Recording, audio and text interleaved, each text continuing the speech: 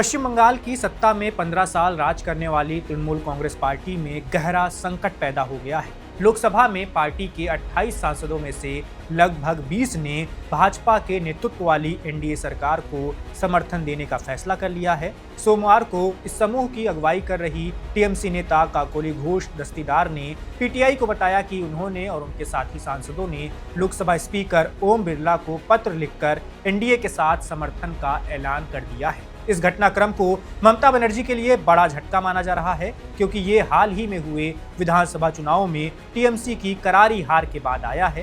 काकोली घोष दस्तीदार ने कहा, ये फैसला बंगाल के जनादेश को स्वीकार करते हुए लिया गया है और वे विकास कार्यों के लिए एनडीए के साथ खड़े होना चाहते हैं। सूत्रों के मुताबिक इन विद्रोही सांसदों ने 2 विकल्पों पर विचार किया है, जिसमें या तो भाजपा में विलय या फिर अलग ब्लॉक बनाकर बाहर से समर्थन देना शामिल है। सोमवार दोपहर केंद्रीय मंत्री और भाजपा के बंगाल प्रभारी भूपेंद्र यादव के आवास पर इन सांसदों की एक महत्वपूर्ण बैठक हुई, जिसमें करीब 11 सांसद शामिल हुए। बैठक में राज्यसभा सांसद सुखेंदु शेखर राय भी मौजूद थे। उन्होंने सुबह ही टीएमसी से इस्तीफा दिया था। पश्चिम बंगाल के मुख्यमंत्री शुवेंदु अधिकारी भी इस बैठक में पहुंचे। बैठक में शामिल प्रमुख सांसदों में काकोली घोष दस्तीदार, शराब्दी राय, अबू ताहिर खान, अरूप चक्रवर्ती, खलीलुर रहमान, शर्मिला सरकार, असित मल, कालीपत सोरेन, जगदीश बसुनिया और प्रसून बनर्जी भी शामिल हैं। इस घटनाक्रम ने टीएमसी को लोकसभा में महज 8 सांसदों तक सीमित कर दिया है, जबकि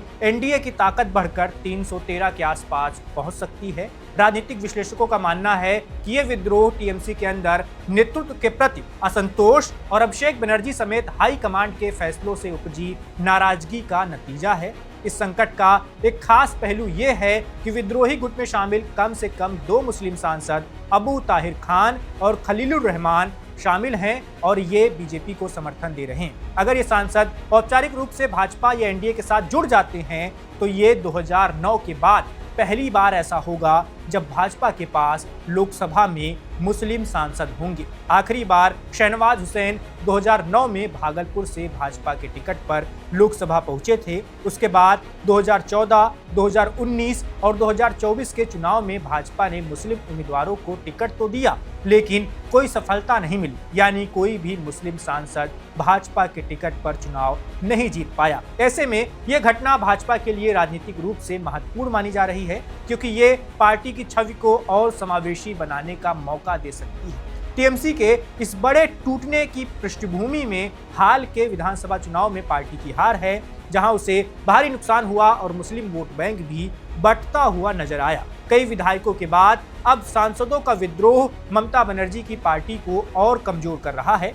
विद्रोही नेताओं का कहना है कि वे बंगाल के विकास और केंद्र सरकार की योजनाओं को प्रभावी ढंग से लागू करने के लिए एनडीए के साथ जाना चाहते हैं। इस बीच ममता बनर्जी और अभिषेक बनर्जी दिल्ली में इंडिया ब्लॉक की बैठक में व्यस्त थे, जबकि विद्रोही सांसद भूपेंद्र यादव के यहाँ जुटे थे। राजनीतिक गलियारों में चर्चा है कि यह ऑपरेशन लोटस का नया चरण हो सकता है, जिससे भाजपा बंगाल में अपनी पकड़ और मजबूत कर रही है। अगर ये 20 सांसद पूरी तरह एनडीए में शामिल हो जाते हैं तो लोकसभा में विपक्ष की ताकत कमजोर पड़ेगी और मोदी सरकार को और मजबूती मिलेगी। टीएमसी के अंदर अभी भी कुछ सांसद ममता बनर्जी के प्रति वफादार बताए जा रहे हैं, लेकिन विद्रोह की लहर को रोकना उनके लिए चुनौती भरा होगा।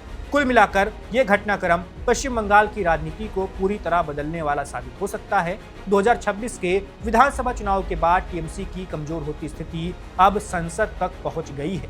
काकोली घोष जैसे वरिष्ठ नेताओं के नेतृत्व में हो रहा ये विद्रोह ममता बनर्जी के करियर का सबसे बड़ा संकट बन गया है। आगे देखना होगा पार्टी इस टूट को कितना संभाल पाती है, या फिर और ज्यादा सांसद और नेता एनडीए की ओर रुख कर सकते हैं। फिलहाल बंगाल की राजनीति में हलचल तेज है और हर तरफ इसी बहस का माहौल है कि क्या टीएमसी अब विपक्ष की भूमिका भी ठीक से नहीं निभा पाएगी।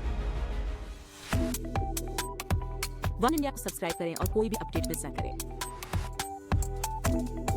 अभी वन इंडिया ऐप डाउनलोड करें।